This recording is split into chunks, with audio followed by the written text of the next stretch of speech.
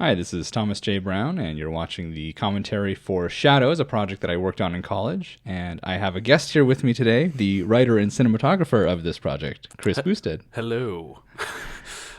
So this was last night when we were talking about doing a comedy for this. I thought of this scene and how this is not how to write an opening scene for a movie. It's I find it to be terribly expository and boring, but that's just me.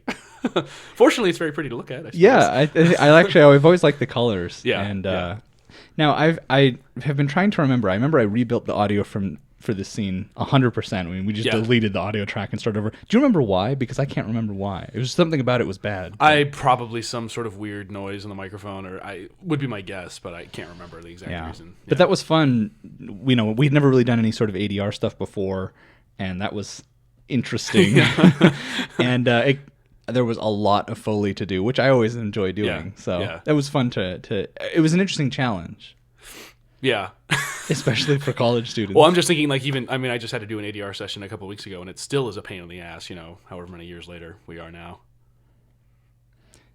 This, of course, was all shot in Cheney, Washington, where we went to school, and this is sort of one of the pubs downtown. Yeah. And in a weird coincidence of filmmaking, we actually shot behind the actual pub. Oh, yeah. It's like so rare that That the locations that an actually indoor match and outdoor up. location, Yes, yeah. Yeah, that's true. Yeah. Well, I remember we just were driving around the street looking for places that had interesting lighting. Oh, and this actually was just a trick of white balance. Actually, we used white balance tricks a lot. Yeah. If I remember correctly. But this is just sodium vapor lights. I think we balanced to. Uh-oh. Bad news. I think we news, balanced to indoor light, and then the sodium vapor just came out all red and looked like hell down Yeah. the alleyway. So I was actually wondering, because when I watched this again recently, I was like, oh, that's cool. I don't remember there being a red light there. yeah, though. no. Yeah. Now that you mention that, I do remember the distinct orange of sodium vapor. Yes. That's Yeah. It's geeky that we know that. Yeah. Well, I used the same trick actually in Perfect 10. So Oh, really? yeah. Perfect 10, for those of you who don't know, is the film that Chris co-wrote and directed with his wife, and in which I was one of the principal Yes. actors. Yes. Thank you for that, by the way. Yeah. It's good when I It's hang out all- with other actors. I can brag, well, I was in a feature. Yeah. It's all about the cronyism. It really is, yeah. So this has nothing to do with the making of the film at all, but I just thought it was funny. When we did our first screening of this, someone was convinced that this character was a homeless person, and so they kept asking questions like, why does the homeless person have a house? And we were like, well, doesn't that in Yeah. and of itself make them not a homeless Well, person? and it was fun, because I remember they were they kept talking about the homeless person, and nobody else in the room knew, Yeah. Oh, it was who they just- were talking about. Like, who's the homeless person? Yeah. It's like, which character was the rapist? Yeah. Therapist. Oh.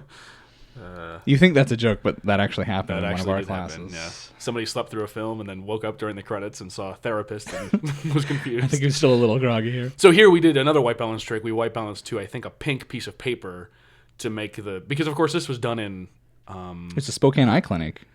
Well, it was a surgery. yeah. But clinic center, but- what year did we make this? Was 2002 or 3? Yeah, I think it would have been early. It would have been late 02. Yeah. Would be So this early was, of I that mean, year, digital color correction and secondary color correction was just starting to make an appearance in Right. the professional worlds. I don't think it had trickled down into the consumer products by that point. So. Right. In order to do cool color tricks, we try to do it all in camera. So yeah, just white balancing to a pink card, and then shooting under fluorescent lights gave it that sort of pale, sort of hospital-y look. Yeah. And then, yeah. I didn't shoot this shot. You did. I think you did, because I was out of town when you guys shot this. I don't know if I shot this. I don't think I was on set for this. Huh? I wonder who shot this. I don't know. It wasn't me. This was it was funny. This guy here, he was a real trooper, and you see in that first scene, he's running around a lot. That was I think our first day of shooting. Yeah, yeah. The second day of shooting, he shows up and he's kind of walking with a limp. And we're like, oh, what happened? He's like, oh, my gout's flaring up. And we were like, you should have told us. We wouldn't have had you running all over the place. Yeah. Yeah. He was like, don't worry about it. Yep. He was definitely an anything for the craft kind of actor. Yeah. Totally. No, that guy ruled. Yeah, We really lucked out on all the actors that we had. We in got good this. talent for this one. Yeah. I mean, especially for a college production. And Yeah. No one's getting paid, and they know they're working with, as Robert Downey Jr. says, a bunch of monkeys trying to hump a football. So, Sounds about right. yeah, exactly. Yeah, it's funny just watching this scene and like cringing at the dialogue. Like I remember when I wrote it in college, I was like really proud of myself, and now I'm just like, oh god, That's like you heavy-handed son of a bitch. I found a whole bunch of my poetry from high school Oh, recently, God. and it was very much the same thing. I was Yeah. like, let's just throw this away. Yeah, I mean, because it's themes that I still want to deal with, and things that I still write and think about a lot. But I guess I've just I don't know. Learn the subtle art of subtlety. Yeah, I mean, well, probably not yet, but you know, we're getting there. But you know, it's like using a paintbrush instead of a hammer to Right. I think yeah. the first step is realizing it. So. Exactly. Yeah. Yeah. I want to point out here that Nick's parents are actually my parents. Ah, yes. Yes. Who I think I don't remember if we just couldn't find anybody for his character, for those characters or whatever. And I asked my parents, and they were like, "Yeah, okay, Yeah. they'll support me." I do. I mean, not to toot my own horn. I mean, in a movie filled with terrible writing, I do actually like the preacher's sort of like, you know, you don't know the rules that your father has set for you, et cetera, et cetera. I thought that was a pretty good, from a guy who is not religious at all. I thought I wrote a pretty decent defense of the I God's thought so plan too, ethos actually. kind of idea. This was the scene where he was limping a bit and told us about his gout. Yeah, it kind of Where works they though. go. I believe that's the director's car. The It green is. machine. It is the director's car. See, there you can almost kind of see his like. Oh. Yeah. Oh, gout. Oh, gout. I suffer from gout as well. Do so you I really? know his pain. Ah. Because I eat nothing but meat and red wine, apparently. This is an interesting scene. This is so unlike my dad. Did he actually make contact and slap him? I think he may have. I think what happened was that all the slaps were really fakey because he was trying not to hit him. Sure, yeah. And I think. Oh, by the way, I love that knocking on the door, the first response is, fuck. Yeah. I think Ian Tyndall, who plays Nick in the film, I think he eventually just said, "Go ahead and slap me. It's okay." And so my Nice. dad again tried not to hit him very hard, but Yeah. I know my dad actually struggled with that scene because he's not a yelling, Yeah. violent person at all. Yeah. And so that was definitely some acting for him. Yep. So this was interesting. The void scene there, which we'll go back to now. Now that I just want to talk about it, we switched back. And we're just totally ass raping the 180 180-degree line. Oh my god! Yeah. Oh yeah! Oh wow! This is the fourth time I've seen it happen in the movie so far. That's funny because I've never noticed that in all the times that I've watched this. Yeah, I mean, not that I mean, in a scene like this where you're in over the shoulder, not like it really Yeah, it's not too bad. matters that much, but Again, another character who is not like that. Clayton is a really nice yeah, guy. Yeah. Okay, so this void scene, I was going to talk about the technical Yeah. aspects Yeah. of this. The audio and video we shot separately, and then this is another scene I think where we looped all the audio because there was a discrepancy between the deck we recorded on and the deck we were playing into the editor with, where like the levels were all screwy. Oh, And it was like it was fine on the one that we recorded it on, but it was interesting. too low to be usable. I think there was also some like we could hear the dolly rolling. I think so, yeah. Probably. Which 'Cause we had the camera on a rolling spider so that Yeah. there wasn't a cable. yeah. Yeah. It's looking at it now, I'm just like, oh man, if only we had like motion smoothing that's built into Final Cut. Yep. Now it's like, Yep. oh, if only we had that then. So, wait, I don't remember exactly. Does he get shot now or? No, see, he like kills the the next son one. Oh, that's first, right, yeah. and then that tips off the roommate that. Yeah. What the hell? What the hell's going on? But I got because we were in. You'll see it in a second. But when the dad gets shot by the shotgun, you know, as the cameraman, I was just standing in the POV of the guy getting shot by the shotgun, and so he just fires the gun at me. And I remember our testing methodology for that was fire the shotgun at a wall. We saw that the blank left a bunch of like charred marks on the wall or like the furnace or whatever we had aimed it at. I think we had a piece of paper we clipped up to see. Oh, we to felt see what if the piece damage of was, paper Yeah. was okay, then So you'd be okay. But then it's like filled with charred stuff. We're like, it's good enough. I remember, I don't know why we did it this way. I think it was in a show of solidarity for our actor that the entire crew who was on set stood behind him. It was Yeah, like, if anyone's getting hit, we're all Oh, getting we're all hit. getting You hit. know, Yep. we used field trial blanks. Yeah. in Oh, the also shotgun the there. lighting on this is actually just one. I want to say 2K from above. I think so. Yeah. And then when we just, it was because again we were in college, so we were just learning, and this was one of the first times that because in the room you could see that the walls are covered with like cables and camera gear, and Yeah. you know there's shit just like 4 feet behind them. Yeah. And then there were people too. Yeah, but when we adjusted the exposure of the cameras to match the 2K above them, everything just went black in the disappeared, yeah. background, and then I think maybe we did a little bit of. God, could we have crushed the blacks in? I don't remember. I can't remember if we knew what that was at that time. Well, we did from the studio cameras on the yes, the ECUs we were. That's or right, the- and they did have a master control. They unit did, that yeah. you could, yeah. But yeah. and I don't think for the camera we were using we were able to do that. Yeah, probably not. That third character you see in the void there is Karsten, a friend of ours, also one of the film students, who was reprising a role for like the Yes. second or third time. Yeah, that he had done. Yeah, just the That he had creepy done. death guy. Yeah. Yep. I've always liked this transition where he kills himself, And and then then, we you get- hear the tone, and it bleeds over, and it turns out that No, that's smart he's editing. dead. Yeah. I wish here that we would have had hospital staff running in. Yep. So that's one of my biggest regrets is this Yeah. scene. It just Extras. doesn't really make sense. Extras are always a pain in the ass. Like, because I just finished editing a film that was shot on film and had like a $60,000 or $70,000 budget or something, and it was the director was really sad because we didn't have enough extras in some of the scenes, and he wanted them. But it's always the case. Even we were just watching Perfect 10 the other day, and just some scenes I was like, I wish we had more extras. And at the end of this too, in the funeral home, yeah. we didn't have enough extras, and we had to shoot very carefully Yeah, and we had to move do people around. the dual side. Yeah, Here's Tim Gordon, an actual anchor newscaster. Yeah, from. and you shot this on an actual news set. Yeah, to make it look like the because I news. used to work at that station, and so I emailed him and said, "Hey, would you be willing to help out?" And he was like, "Yeah, no problem." I So, wish. Wait, does it?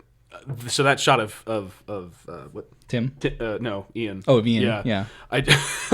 I wish that he wasn't right against the wall. I'm really. He's not. irritated. He is in the close up. That's what just that the wall is right there. Well, I, think I wish that we had like flipped the geography of the scene so that it was. Oh. That there was just like more empty space behind him or something. Oh, I see But what you're anyway, saying. yeah. I'm sort of obsessed with that at this point. In hindsight, we probably shouldn't have used my parents' actual car. No. Look how nerdy. It Oh, is. I see. Well, it's a real car. It's naturalism. I guess. Yeah, or something. I think it might have been good too to introduce her as a character maybe early, because I don't think we ever get a isolated close up of her at any point other than No, you're right. Actually, they talk about her at the very beginning, but we don't have any. We don't- They yeah. talk about her. Yeah, but then we never make the connection. We never Yeah. meet her. Yeah. And that's actually a good point. I've never really noticed that, and I think it's one of those things where I'm too close to the project. Yeah, I know who yeah. she is. I know who that character Yeah, is. exactly. Yeah. That's a good point. Yeah. You should have wrote it better, Chris. I should have. I should have. It's true. So one thing I've always wondered, and you may not have an answer for this, is when he wakes up from his dream Yeah. and he's holding the ring, Yeah. how did that happen? Oh, I don't know. I stole the idea from something. I don't know. I just thought it was cool, like blending the real world with the metaphysical, and just like, yeah, I distinctly remember seeing it in a movie and being like, oh, that was cool. That like or maybe it was like a horror film where somebody's attacked by a werewolf in their dream and then they wake up with scratches on them. That kind of idea. Are you sure it wasn't The Matrix? Oh, I don't know. Maybe.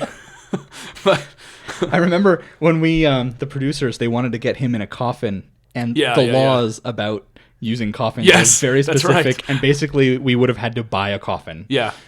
if we wanted to do that. So we thought, so speaking of the tricky extras, like this half of the room is identical. Like if we Yeah. see the other half of the room, we just move them to the other side, and then well, I remember we placed people very carefully. yeah, And then when we basically said, okay, now everybody stand up and move to the other side of the room. yeah, And so the people who are on the inside are now on the outside. And then we did a lot of tight shooting like this too. yeah, yeah, Now, I remember you took heat here in the screening because people felt like Karsten's character, the sort of creepy guy in the void, was supposed to be like the angel of death or whatever to take him away. Yeah. And now here he is going to heaven. I never had or going to the afterlife. Yeah, I never yeah, had a problem with this. I felt like he came back to visit. yeah. But other people felt like, well, he's not gone, but he's already gone. How do you explain that? Oh yeah, no, I don't know. People are dumb. I don't know. I mean, you can get obsessed with details like that. Yeah. We had a ring magically appear from the metaphor. I mean, come on, like And nobody questioned it. no, exactly. No one questions that, but then yeah, exactly. I remember. Oh, I know that I distinctly remember stealing that shot from the end of a very little known underappreciated film called Moonlight Mile, Yeah. where he looks into the camera at the end. Yeah. I remember seeing it in theaters, like maybe I think while we were shooting this, and be like, oh, "Yes, We have to incorporate. yes." I remember that scene where Chris, the older brother character, walks out of the room and into the afterlife or whatever. It's blown out there, and Yeah. he like walks into light. I remember we had so many lights in that yeah. room, Yeah. and it was like we had it all lit, and we were doing some like test shots, and we realized the crack of the door doesn't have enough light coming through it, so we had to set Yeah. up a light specifically Specifically for the crack of yep. the door. Oh, that was a lot of light. Yeah. But seeing a Masters of Arms credit, I just feel the need to point this out.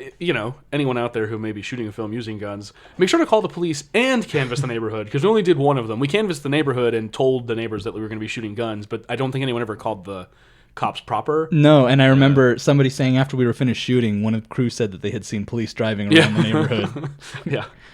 Well, you did talk to the cops, didn't you? No. Yep. Well, so I know we actually got the rights to use the Interpol song, and this was done maybe a couple of months, I think, before that Interpol song was used as the last song in the series finale of Friends. Oh, really? Yeah, and we had gotten the rights to use it. Did we ever get the rights to use the other one, the Tosca Tango Orchestra? I never followed up on that. It wasn't my job, so there you go. Fair enough. I have no idea. Yeah, good times. So that was Shadows. Yeah, there you go. Well, hopefully you enjoyed it. I know I always enjoyed it in college and even now. Yeah, so. I haven't seen it in a long time, but Cool. I kind of dig it. All right. Yeah. Well, hey, thanks for watching and listening. Thanks.